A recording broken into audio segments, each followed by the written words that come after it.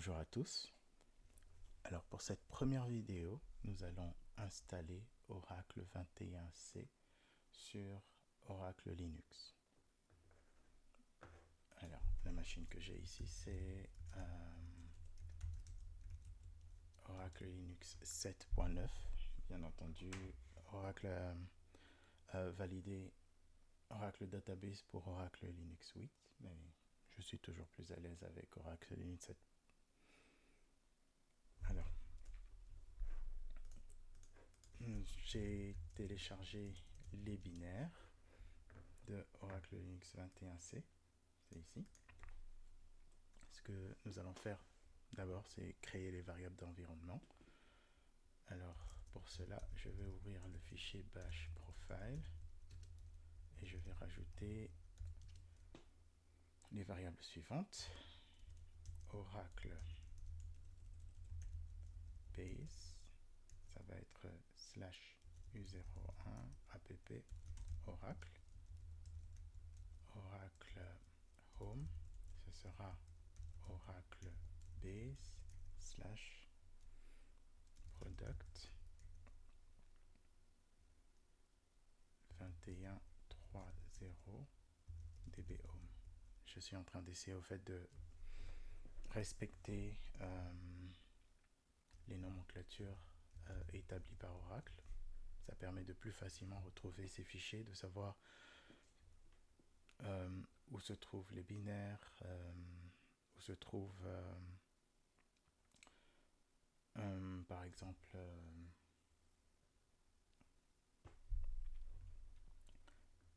l'emplacement,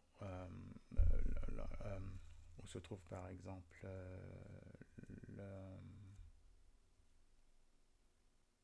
j'arrive plus à me souvenir, c'est pas grave. Alors, ensuite on aura Oracle SID, je vais l'appeler seulement ORCL comme d'habitude, et enfin la variable path qui va nous donner l'accès à tous les exécutables.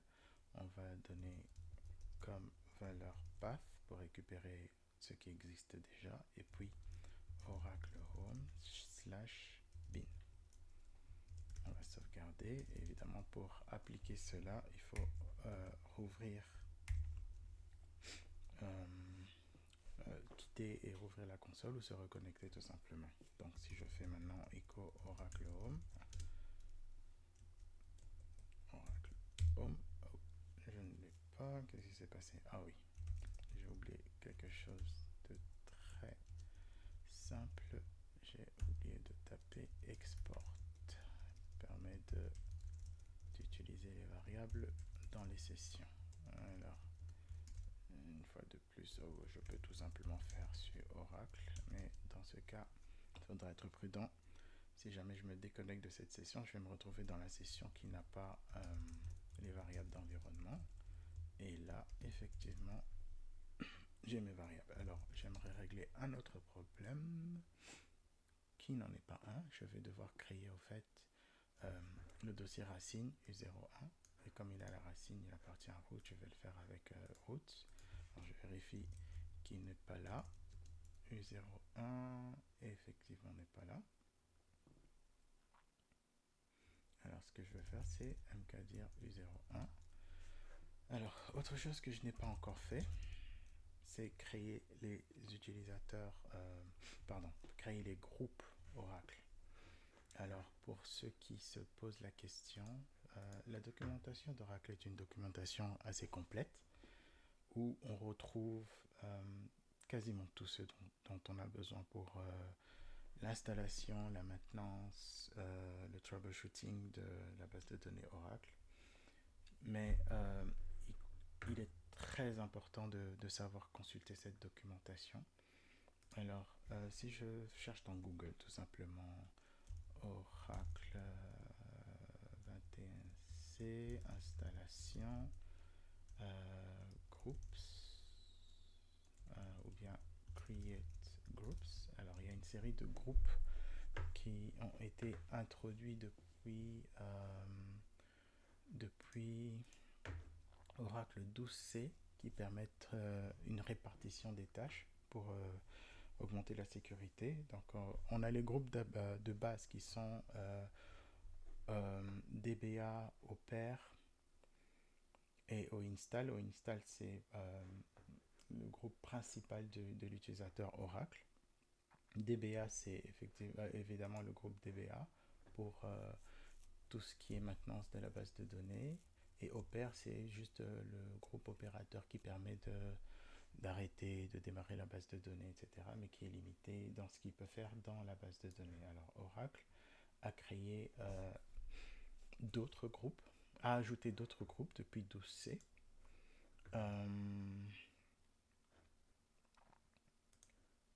Voilà, pour la séparation des tâches. Donc, on a les groupes de base, donc DBA, opère, mais ils ont rajouté maintenant sysbackup, qui est un utilisateur qui aura pour rôle de gérer les sauvegardes. On a sysdg, DG pour DataGuard, qui aura pour rôle de gérer la réplication DataGuard. syskm, qui aura pour... donc KM, c'est Key Manager, qui aura pour rôle de gérer les clés. Et sysrack, c'est pour Oracle RAC. Évidemment, on peut toujours utiliser les groupes de base seulement, mais il est très fortement recommandé de créer les autres groupes dans un environnement de production pour pouvoir implémenter la séparation des rôles. Alors, je vais donc créer ces groupes avec root, groupe, add. Alors, on a 6 backup DBA, pardon. Alors, je dois revenir ici. Ici, ce sont les groupes au niveau du système d'exploitation. Là où ces groupes peuvent être créés. En fait, moi, je cherche à créer ces groupes au niveau de la base de données. Donc, il faut faire cette distinction. Donc, ça, c'est système d'exploitation. Où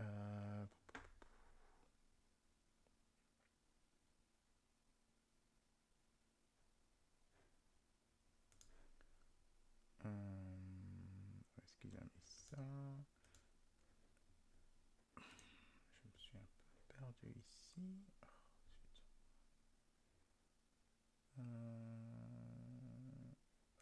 Non, c'est pas ça.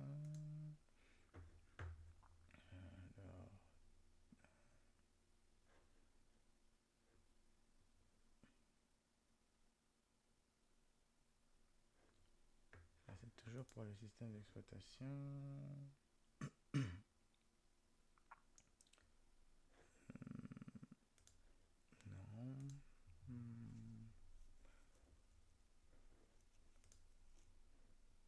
Je sais qu'ils le tiennent dans deux endroits séparés.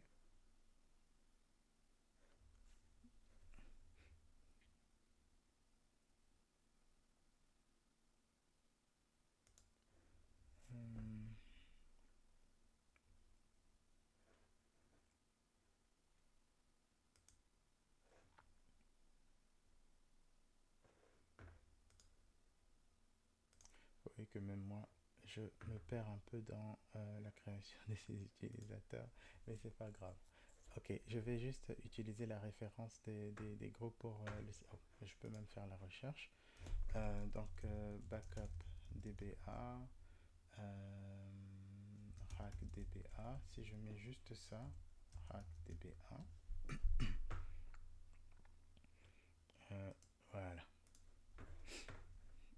Il faut juste un peu plus chercher. Mais c'est ok, d'accord. Donc, si je fais une recherche ici, je fais backup DBA. Voilà. Creating. Non, c'est pas ça. Ça, c'est OS encore. Voilà. Donc, on a ça. Il ne faut pas oublier OInstall qui doit être le groupe principal pour Oracle, mais on a DBA, opère, backup DBA, DGDBA, rack DBA et KM DBA. Donc, backup DBA. Oh, il existe déjà. Ok, alors, si je vérifie le fichier etc group, donc j'avais déjà créé les utilisateurs, on install DBA, opère, backup DBA, DGDBA, KM DBA, rack DBA. Alors, tout ce que j'ai à faire maintenant, c'est modifier Oracle pour qu'il puisse utiliser ces groupes. Donc, c'est le il y a mk user, c'est pour créer l'utilisateur. Il y a change user, si je ne me trompe pas. mk user, non.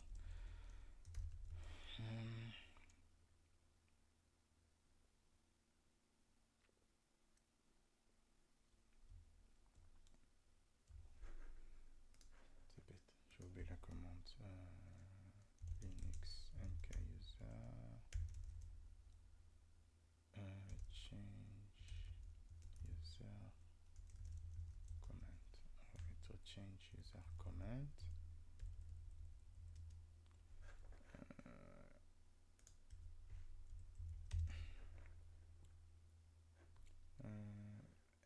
Modify user command. User mode, voilà. Là, je vais trouver user mode. Alors, on va changer juste le groupe. Donc, user mode. Alors, le groupe principal, ce sera un grand G. G au install. On peut mettre un espace pour plus de clarté. G. On a donc DBA. Bon, on le remet au install. DBA. Opère. Backup DBA. DGDBA. KMDBA. Et puis le dernier rack DBA. Oracle.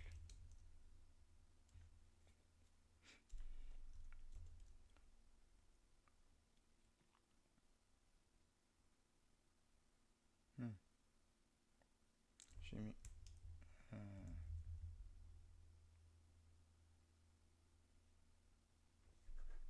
bizarre. User mode add groups.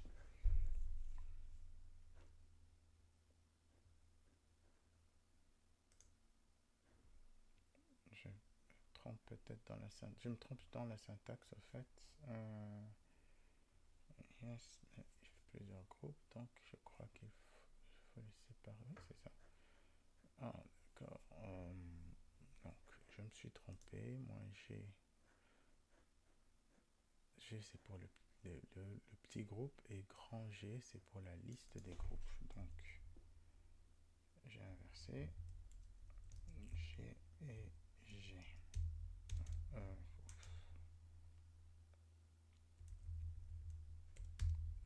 Maintenant, si je fais ID Oracle, on voit qu'il appartient bien à tous ces groupes. On install étant le groupe principal. Maintenant, pour ceux qui le veulent, il est possible d'installer un RPM qui va faire la configuration, mais on ne fera pas ça cette fois-ci. Alors, la deuxième chose que je vais faire, c'est changer le groupe de /u01 et je vais le donner à Oracle. Donc,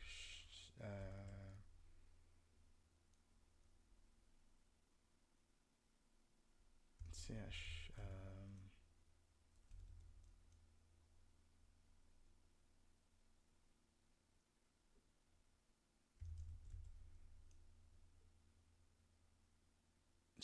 own pour change owner, Oracle double point au install. On peut aussi utiliser le point à la place du double point.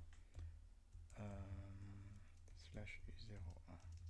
Donc maintenant, si je vérifie, u01 appartient bien à Oracle au install. Alors, prochaine étape, c'est que je vais créer à l'aide de l'utilisateur Oracle tout le path. Donc, si je fais echo Oracle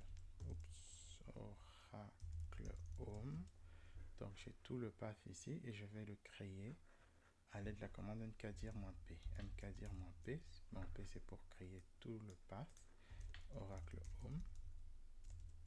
Alors, juste pour montrer, pour être sûr, ls-l/u01, il n'y a rien. Si je fais mkdir-p Oracle home, voilà. Si je fais maintenant ls-lu01, on a app à l'intérieur. Donc, je peux me rendre à Oracle home. Et je me retrouve bien sur ce chemin. Et Oracle Base, évidemment, qui fait partie de ce chemin, est bien créé. Alors, étape suivante, je vais décompresser le dossier d'installation, enfin l'installeur dans Oracle Home directement. Pour ça, je vais faire un...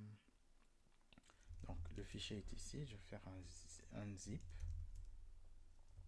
ça, -d, Oracle Home. Pour l'instant, Oracle Home est vide, on l'a vu tout à l'heure, ls-l, Oracle Home. Et donc, si je décompresse avec un zip, voilà, il va décompresser dans Oracle Home. Ça change de la façon précédente d'installer, où c'était l'installeur qui allait prendre les fichiers dans le dossier et les placer dans Oracle Home. Ici, on place les fichiers directement parce qu'il n'y a pas beaucoup de changements en fait. On les place directement dans Oracle Home et on va lancer une application pour comment dire, pour compléter l'installation, c'est-à-dire créer les liens et appliquer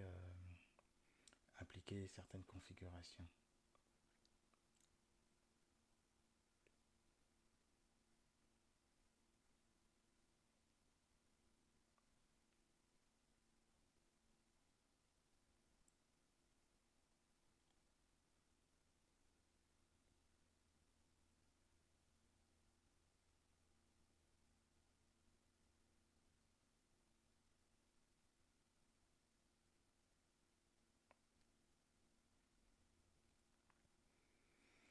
Encore quelques secondes. Et voilà. Donc le fichier, l'archive a bien été décompressée. Donc si je me rends dans Oracle Home maintenant et que je fais un ll, je vois bien qu'il y a des fichiers qui ont été décompressés et ça c'est le programme Oracle fait. Ceci met fin à la première partie.